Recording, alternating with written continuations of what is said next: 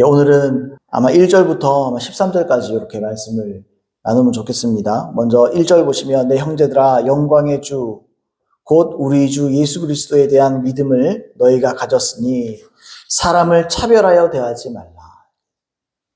요즘에 가장 화두 아닙니까? 차별금지법. 차별하지 말랍니다, 하나님이. 차별금지법. 그거 좀 이따 얘기할 텐데, 우리가 먼저 이해할 건 아까 제가 기도할 때도 말씀드렸지만 말씀을 듣고 실천하는 것이 가장 중요하다. 자, 우리 이런 맥락에서 지금 말씀을 계속 한번 이어가 봅시다. 이 실천하는 것의 중요성에 대해서 말한 다음에 사도 야고보가 방금 말했던 실천이 중요하다 이런 선포를 중심으로 말을 하고 있어요. 2절입니다.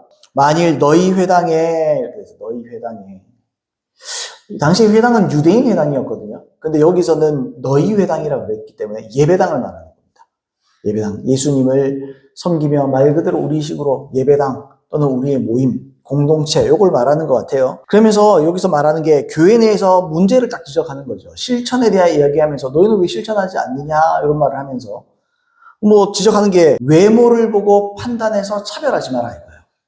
그 실제로 판단하고 차별함이 있었다는 거죠. 당시에 야고보가 편지할 때 그 공동체 안에 차별이 존재했다. 2절 말씀에 만약에 예를 들어서 이런 건데 방금 우리 2절, 3절, 4절에 나와 있는데요. 이 금반지 끼고 옷이 그래도 좀 괜찮은 옷을 이렇게 명품 비슷한 거 이렇게 쫙 입고 쫙 빼고 오는 사람이 있어요. 그리고 가난한 사람도 나오죠. 남루한 옷을 입었다 이렇게 표현하는데 남루한 옷을 입고 가난한 행색으로 사람이 이렇게 오기도 하죠. 제가 이제 대구에서 신학을 했는데 거기서 어떤 대구에서는 큰 교회예요. 어떤 소문이랄까요? 신학생이라도 소문이 많이 여기저기 들립니다. 교회 분위기가 어떠냐. 저 교회는 저 교수님의 교회는 어떻고 어떠냐 이런 얘기 하는데 잘 사는 동네 교회예요. 이제 거기서 이제 교회를 이렇게 하고 계신데 그 한 얘기를 해주더라고요. 제가 이제 친했던 같이 하구 한 명이 부목사님이 계시는데 부목사님이 성도들을 좀 대하는 게 다르대요. 사람마다. 근데 사람마다 다른데 이 예배를 마치고 다 인사를 하잖아요. 우리는 인사를 해도 큰 교회들은 뒤에서 이렇게 부목사님들이 다 나와서 담임 목사님도 그렇고 다 악수도 하고 인사도 하고 그런 장면들이 이렇게 연출되잖아요. 그런데 어떤 한 부목사님이 계신데 이분이 이렇게 옷을 잘 차려입은 그런 분들을 이렇게 딱 지나가면 그렇게 깍듯하대요. 아이고 집사님 장로님 오셨습니까? 컴퓨터 안 된다 그러는데 제가 이번 주에 한번 신방 가서 컴퓨터 한번 손 봐드리겠습니다. 아이고 전 목사님 바쁘신데 그래도 되겠습니까? 아이고 시간 내서 가야죠. 이런데 조금 이렇게 어떤 사람들은 돈 있어서 표시 별로 안 내는 사람들 있잖아요. 그런 사람도 많거든요. 그게 참 표시 안 내고 이런 사람 또는 이렇게 조금 옷이 조금 허름해 보이는 이런 사람이 오면 인사도 보면은 그게 보인대요. 이렇게 너무 적나라하게 보인대요. 인사도 좀 대충 하고 웬만하면 눈도 좀 안 마주치려고 그러고 약간 그런다 그러더라고요. 성도 중에 한 분이 그걸 또 느꼈나 봐요. 성도 중에 어떤 분이. 그래서 목사님께 그걸 말씀드렸나 봐요. 담임 목사님께. 그러니까 담임 목사님이 믿을 만한 사람에게 그렇게 얘기했대요. 참 그분은 목회해도 부자 목회하는가 보다. 부자 목회하는 목사님인가 보다. 참 답답하다. 약간 이런 뉘앙스를 풍겼다고 그래요. 제가 이 말씀을 왜 드리냐면 이게 공평하게 있을 수 있는 일입니다. 교회도 그럴 수 있어요. 사람의 외형을 보고 가난하니 안 가난하니를 딱 따져가지고 교회에 더 도움이 되니 덜 되니 이런 걸 따진단 말이죠. 어떤 목사님도 그런 얘기 하더라고요. 처음에 우리 교회가 처음에는 교육도 좀 잘 받은 분들도 오고 또 그래 분들이 오는데 요즘에는 성도님들이 좀 이렇게 삶이나 이런 게 나쁜 의미로 꼭 얘기한 건 아니라도 이 좀 차이가 난다고. 좀 이렇게 경제적인 수준도 그렇고 이런 전에는 참 은혜 받는 분들도 오는 분들도 잘 이렇게 차려입고 좀 이렇게 삶이 괜찮은 분들이 많이 오셨는데 요즘은 성도님들이 좀 이렇게 형편이 좋지 않은 분들이 많이 온다. 이런 뉘앙스로 얘기해서 제가 깜짝 놀랐어요. 그게 무슨 말인가? 돈 보고 목회하나? 물론 그분이 꼭 나쁜 의도로 말한 것 같지는 않겠지만 저도 충분히 그렇게 오해할 수 있겠더라고요. 저는 저렇게 들으면은 그분의 마음이 어떤지 몰라도 저런 말을 잘못하면 사람들이 오해할 수 있겠다. 그런 생각이 참 들었어요. 그래서 가난한 사람이 부한 사람은 다 눈여겨봐 기억했다가 어떻게 해요? 좋은 자리 여기 앉으세요. 좋은 자리 앉으세요. 이렇게 하고 그 다음에 가난한 사람은요, 자리에, 그 자리에 있던지, 내 발등상 바닥에 앉아있으라. 발등상이니까 뭐 자기는 의자에 앉았는 거 밑에 있겠지. 뭐, 알아서 앉으라고.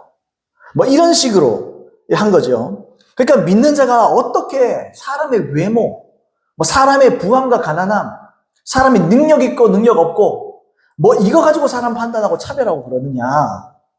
그러니까 그게 말씀을 실천하는 사람들의 태도냐, 지금 그걸 말하는 거죠. 그게 이제 4절까지에, 4절에 그래, 너희끼리 서로 차별하며 악한 생각으로 판단하는 자가 되는 것이 아니냐. 그건 뭐냐? 차별은 뭐냐? 악한 생각에서 기인한 것이다.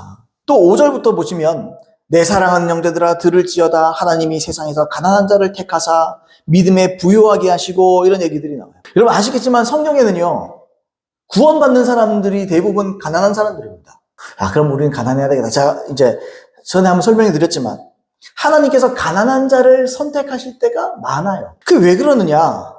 하나님은 가난한 자를 믿음에 부요하게 하신다 그랬죠. 아까 5절 말씀에 하나님이 세상에서 가난한 자를 택하사 믿음에 부요하게 하시고, 5절에 그런 말씀. 왜냐하면 세상에서 가난한 사람이 심령이 가난한 경우가 훨씬 많아요. 물론 아닌 경우도 있습니다만, 뭐 전체로 보면 그렇다는 거예요. 하나님이. 그러니까 뭐 하나님은 이런 상황 저런 상황 다 아시지만 전체적으로 평균적으로 보면 그렇다. 제가 전에 섬겼던 교회도 지금 아프리카에서 부흥이 일어났습니다. 그 교회가 30만이 넘어버렸어요. 한국에 있는 본부가 있는 교회이지만 그 교회는 지금 아프리카에 엄청난 부흥이 일어나고 있습니다. 요즘은 꼭 한 지역에만 교회라 그러지 않거든요.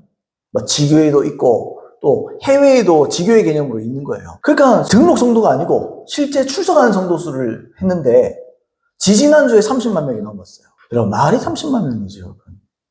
엄청난 수 아닙니까? 그러니까 지금 아프리카에 부흥이 일어나요. 근데 그 담임 목사님이 말하는 말이 있어요. 대한민국에서 내가 오랜 시간 설교하고 목회를 했지만 성도들이 반응하지 않더라는 거예요. 왜냐하면 마음이 가난하지가 않더라는 거죠. 그래서 말씀을 들어도 또 기적이 나타나도 그런가 보다 하는 거예요, 그냥. 왜냐하면 치유 같은 경우도 돈이 있으니까 병원 가버리는 거예요, 그냥 병원 가. 근데 아프리카는 그렇지 않거든요. 아프리카는 병원을 못 갑니다. 병원을 갈 수가 없어요. 돈도 없고 또 병원도 그렇게 좋은 시설이 안 돼 있고. 그러니까 이 사람들은 집회에 와서 치유받는 게 꿈 같은 일인 거예요. 그러니까 실제로 그분들은 마음이 가난한 마음으로 와서 치유를 받고 가난한 마음으로 말씀을 들으니까 이분들이 결신이 일어나는 거예요. 그러니까 진짜 예수님을 믿는 거예요. 그러니까 기적이 나타나고 사람들이 막 변하는 거예요.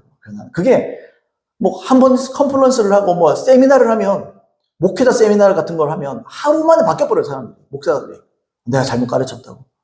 이게 성경적인지 몰랐다고. 왜 그렇죠? 목마르니까. 근데 우리나라의 목사님들은 그렇지 않죠. 왜냐면 먹물도 좀 많이 젖어 있고 좀 배운 것도 막 가방끈도 길고 그리고 뭐 물질적으로도 뭐 아프리카만큼 어렵진 않잖아요. 목사님들이 좀 어려운 부분도 있어도 막 그렇잖아요. 그러니까 전체적인 걸 볼 때 그 교회 담임 목사님도 말씀을 하세요. 똑같은 일을 우리는 하고 있다. 이 대한민국에서도 우리는 똑같은 일을 했고 똑같은 일을 아프리카에서 했더니 지금 얼마나 차이가 나는지 모른다. 그러니까 가난한 자에게 복음이 전해진 게 성경적이라는 거죠. 그러니까 예수님이 아무한테 복음 안 전해요. 가난한 자에게 복음을. 가난한 자가 복음 들을 확률이 더 크다는 거죠. 더 크다는 거. 그걸 받아들일. 왜냐하면 더 심령이 가난하기 때문에. 다른 걸 붙잡을 수 있는 다른 게 없잖아요. 희망이 없잖아요. 그러니까 복음인 거예요, 이 사람. 이게 굉장히 성경적이죠. 고린도전서 1장 26절로 29절을 보시면 형제들아 너희를 부르심을 보라. 그래서 부르심은 구원받는 부르심을 말하는 겁니다. 보라 육체를 따라 지혜로운 자가 많지 아니하고 능한 자가 많지 아니하며 문벌 좋은 자가 많지 아니하도다. 그러나 하나님께서 세상에 미련한 것들을 택하사 지혜 있는 자들을 부끄럽게 하시려고 세상에 약한 것들을 택하사 강한 것들을 부끄럽게 하시며 하나님께서 세상에 천한 것들과 멸시받는 것들과 없는 것들을 택하사 없는 가난하다는 말이지. 없는 것들을 택하사 있는 것들을 폐하려 하시나니 이는 아무 육체도 하나님 앞에서 자랑하지 못하게 하려 하십니다. 너희의 구원받는 사람 한번 가만히 봐봐라 이거예요. 사도 바울이 야, 너희 구원받은 사람, 지금 교회에 모이는 사람들 봐봐. 문벌 좋은 자가 많냐? 능력 있는 사람 많냐고. 있는 사람이 많아, 없는 사람이 많아. 문벌도 없고, 능력도 없고, 뭐 부자인 사람 별로 없지 않느냐는 거예요. 하나님은 그런 사람 택한다는 거예요. 왜요? 그런 사람으로 말미암아 있는 자들을 부끄럽게 하신다고요. 있는 자들. 하나님은 역전의 명수입니다. 하나님은 역전시켜버립니다. 우리가 하나님 앞에 손에 딱 붙들리면 되는 거예요. 죄 버리고 하나님 앞에 붙들리면 하나님께서 역전의 명수. 우리 전에도 사무엘상 1장 가지고 우리가 이야기했잖아요. 한나의 기도에 뭐가 있죠? 거름더미에서 건지사 귀족들과 함께 앉게 하시고 부함도 뭐도 다 하나님께 달린 거예요. 하나님께서 높여주시면 높아지는 거예요. 근데 우리가요 너무 스스로 높아지려고 그래요.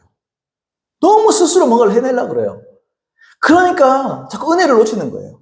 그게 아닙니다. 하나님 손에 붙들리면 됩니다. 자, 그러면 역으로 부자는 어때요? 지금 가난한 사람 얘기했는데, 자 4절에 우리 가난한 사람 얘기했는데 부자들은 어떤 사람입니까? 부자들은 보세요. 야고보가 말하는 부자의 두 가지 특징이 있습니다. 요 문맥에서 5절부터 7절까지 보시면 부자는 첫 번째 오히려 너희를 억압하며 법정으로 끌고 가는 자들이라고 했어요. 6절 말씀했죠. 너희는 도리어 가난한 자를 업신여겼도다. 부자는 너희를 억압하며 법정으로 끌고 가지 아니하느냐 그랬죠. 그러니까 이 사람들은 믿는 사람은 아닌 것 같아요. 자, 두 번째는 뭐라 그랬느냐? 7절에 그들은 여러분의 주인 되신 예수님을 모독하는 자들입니다. 여기 세 번역이거든요. 그들은 여러분의 주인 되신 예수님을 모독하는 자들이다. 그렇게 말 7절에 뭐라 했죠? 그들은 너에게 대하여 일컫는 바 그 아름다운 이름을 비방하지 아니하느냐. 그러니까 여기서 부자는 물질을 통해서 소위 갑질하는 사람들입니다.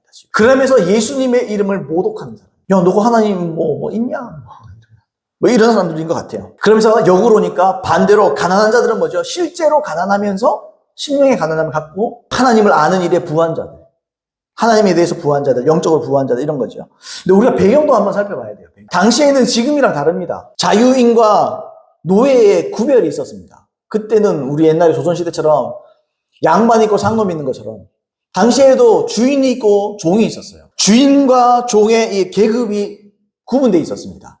근데 예수를 믿는데 예수 믿으라고 교회에 왔더니 기독교의 특징이 뭡니까? 다 죄인이라 이거예요. 양반이고 뭐고 다 죄인이라 다 평등하잖아요. 평등하잖아요. 그러니까 어떤 일이 생기느냐. 내가 종으로서 종인 신분이지만 내가 예수 믿어가지고 왔는데 주인도 같이 앉아요. 주인도 마찬가지예요. 내가 예수 안 믿어보자 하고 왔는데 내 종이 앉아있으면 형제님 그래요. 나는 주인이고 얘는 옛날에 종은 물건에 불과하거든요. 노예, 가축 같은 거거든요. 좀 이를테면 그런 거. 근데 갑자기 형제님 이런 버리장머리를 봤나? 네가 나하고 친구야? 네가 나하고 형제님 그럴 수 있어?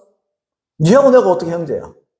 이런 일들이 있을 수 있는 거예요, 지금. 그런 배경도 있다는 거죠. 어떻게 해야 될지를 모르는 거예요, 지금. 부자인 자들, 부자이면서 자유인이면서 이 주인인 사람들, 그들도 또 노예이면서 종이면서 가난하면서 이런 사람도 서로 어찌 해야 될지를 모르는 거죠. 지금. 어쨌든 교회 안에 이런 부자, 유력한 자들, 아까 얘기했던 대로 유력한 자들이 아까 자유인, 주인, 갑질하는 사람, 예수님을 모독하는 사람 다 막 섞여 있겠죠. 이 교회에 안내하고 이런 사람을 대할 때 어떻게 대하느냐. 이런 사람들 보면 잘 보이는 겁니다. 일부러. 나중에 예배 마치고 여러 가지로 도움이 될 수 있잖아요. 여러분, 우리나라의 교회도 정치인들이 많이 다니는 교회가 있다 그러죠. 그런 교회들에 꾸준히 다니는 사업가들이 굉장히 많습니다. 정치인들이랑 엮이려고. 장로님, 집사님, 이런 사람들이 정치계에 있잖아요. 그러니까 이분하고 친해지기를 원하는 거예요. 그래서 사업에 하나라도 더 이득을 얻으려. 이런 일들이 있다는 거예요. 지금도 있잖아요. 그러니까 과거에는 어떻게 했어요, 여러분? 과거에는. 더 잘 보이고, 그러면 나중에 여러 가지로 도움받을 수 있잖아요. 아까 부자가 오히려 너희를 억압하고 법정으로 끌고 가는 자들 이렇게 얘기했는데 얘들이 왜 법정에 끌고 가죠? 가난한 자들이 가진 것조차도 법으로 밀어붙여서 더 뺏으려고 하는 사람들이에요. 그러니까 굉장히 나쁜 사람들이죠. 그러니까 야고보서에 보시면 부자에 대한 부정적인 얘기들이 많은 거예요. 자, 그러면서도 얻을 것이 없는 가난한 자들, 이런 사람을 홀대해버리잖아요. 이게 뭘 보여줍니까? 이 사람들은 아까 우리 4절에서 그렇게 말했어요. 너희끼리 서로 차별하며 악한 생각으로 판단했다. 이게 무슨 말이냐? 자기의 이기심으로 사람들을 판단해서 대하고 있다. 그러니까 편견 또는 이 차별이 어디에서 나오느냐? 이기심에서 나오는 거예요. 차별은요, 이기심에서 나오는 거예요. 뭔가 좀 콩고물 좀 떨어질 것 같은 사람한테는 잘하는 거예요. 그냥 예수 믿는다. 자, 그렇게 차별해서 대했다. 얻을 것이 없는 사람은 대충 내 발밑에 안 던져야 돼. 상관없고, 교회 안에서도 정치질하는 거죠. 교회 안에서도 유력하고 부자고 이런 사람들은 잘 모여가지고, 우리 참 이게 맞닿아 있지 않나요? 처음에 뭐라 그랬습니까? 두 마음을 푸는 자들이 어떤 자들이라고 그랬습니까? 하나님도 의지하고 세상도 의지하고. 예배 드리는 사람인데도 하나님을 의지한다고 예배하면서 있으면서도 부자를 잘 다함으로 세상을 의지하잖아요. 이게 다 연결돼 맞닿아 있잖아요. 내용들이.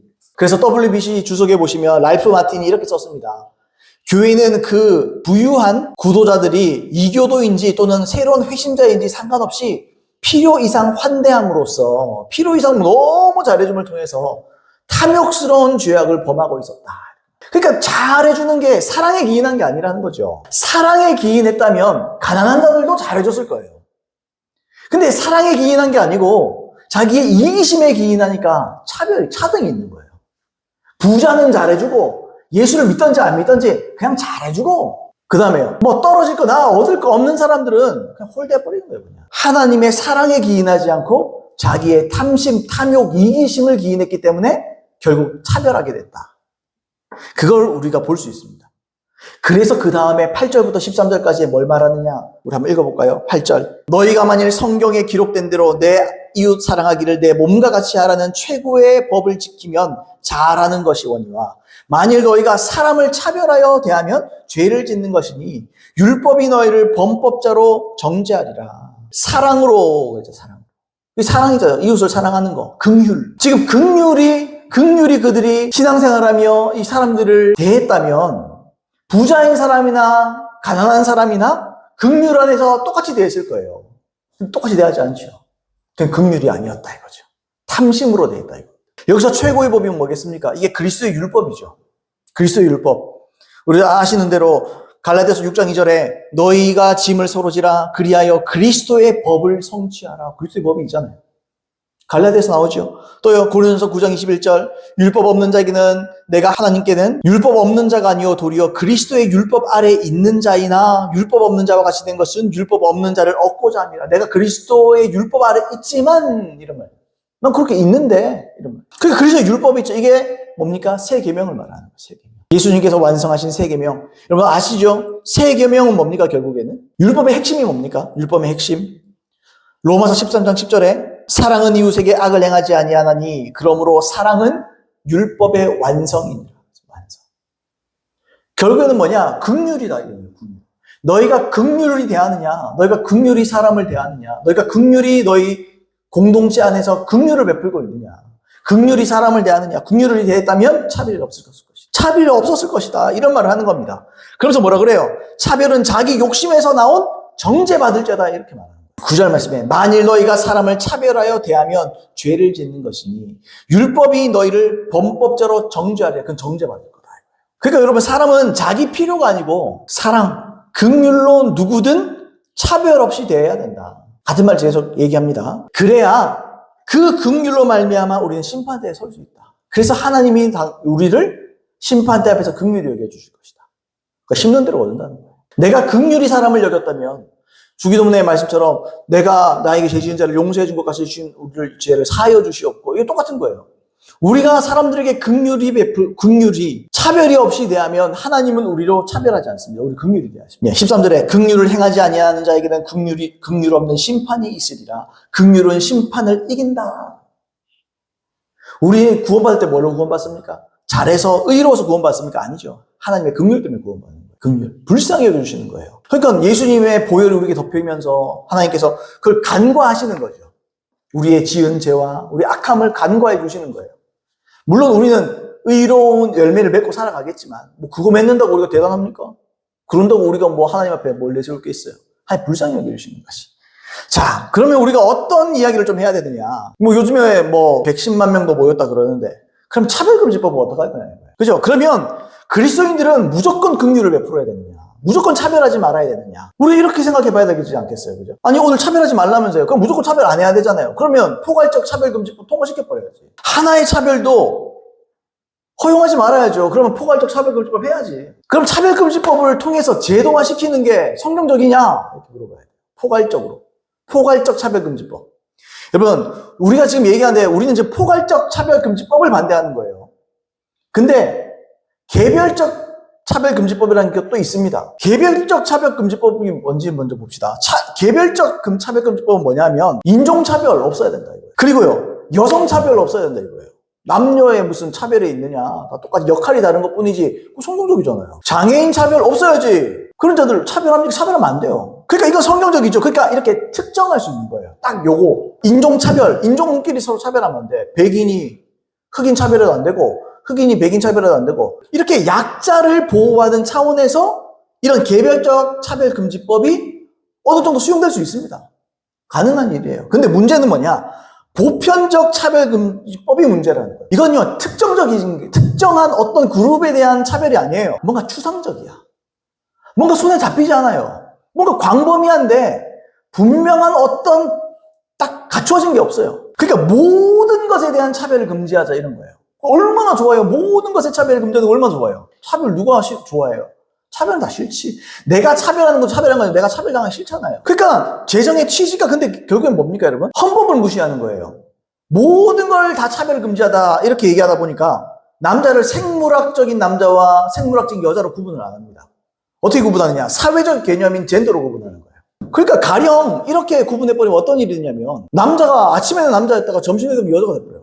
왜요? 나는 그렇게 내 스스로를 느끼니까. 그러니까 이게 특정되지 않잖아요. 내 주관이잖아요. 그러니까 이걸 간단히 말하면 코에 걸면 코걸이, 귀에 걸면 귀걸이인 거예요. 그러니까 여러 가지 성을 내가 결정하는 거예요. 내가. 누가 결정했어요 원래? 하나님이 결정한 겁니다. 하나님이 남자와 여자를 딱 구분한 거예요. 근데 자기 스스로 이걸 결정하려고 그러면 이게 선악과입니다. 선악과. 스스로 내가 결정하는 거예요. 내가 옳고 그름을 내가 판단하는 거예요. 그 선악과예요. 그냥 선악과와 같은 거예요. 가령 시간에 따라서 남자가 여자가 되기도 하거든요.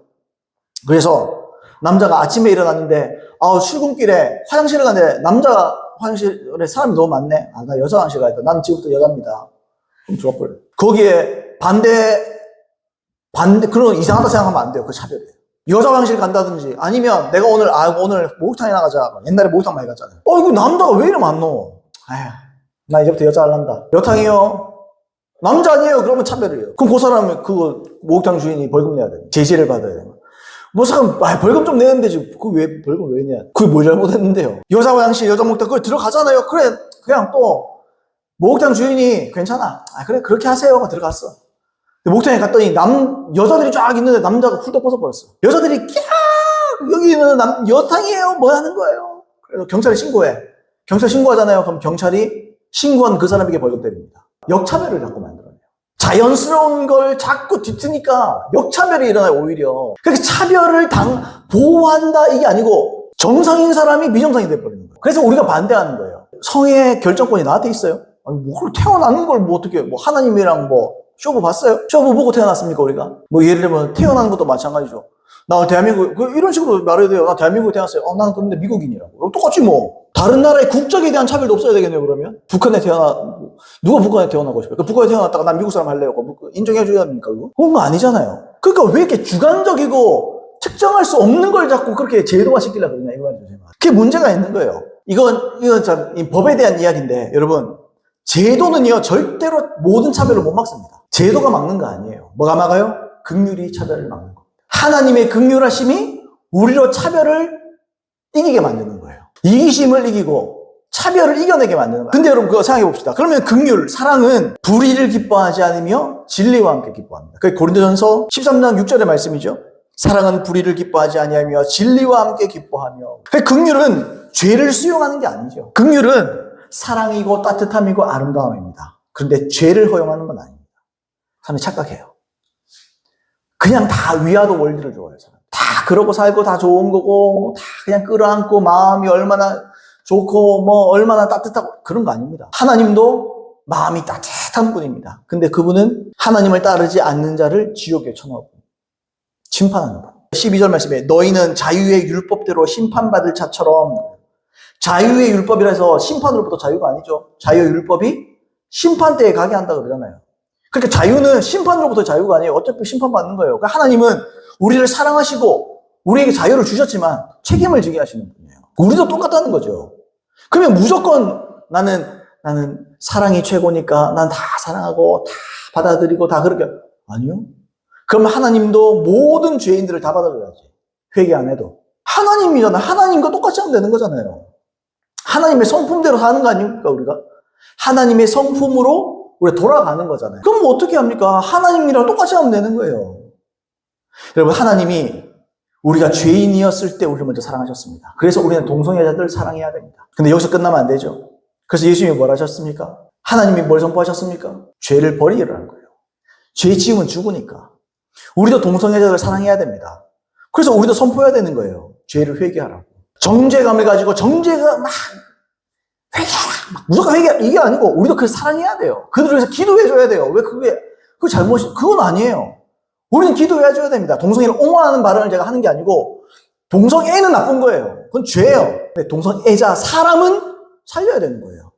어떻게 살릴 건데요? 진리를 선포해야지. 근데 포괄적 금지법은 결국 회개하라. 왜 죄인으로 그 사람을 차별하냐 이거예요. 그러면 복음 못 전하는 거예요. 그들에게 복음을 못 전하는 거예요. 긍휼은, 여러분 한번 따라해보세요. 긍휼은 죄를 죄라고 말하는 것입니다. 그게 긍휼이에요. 하나님이 긍휼의 하나님입니다. 긍휼에 풍성하신 하나님이라고 성경에 나와 있습니다. 근데 그분은 죄를 못 봅니다. 죄 지으면 죽는 걸 알기 때문에. 그러나 그럼에도 하나님은 죄인들을 사랑하십니다.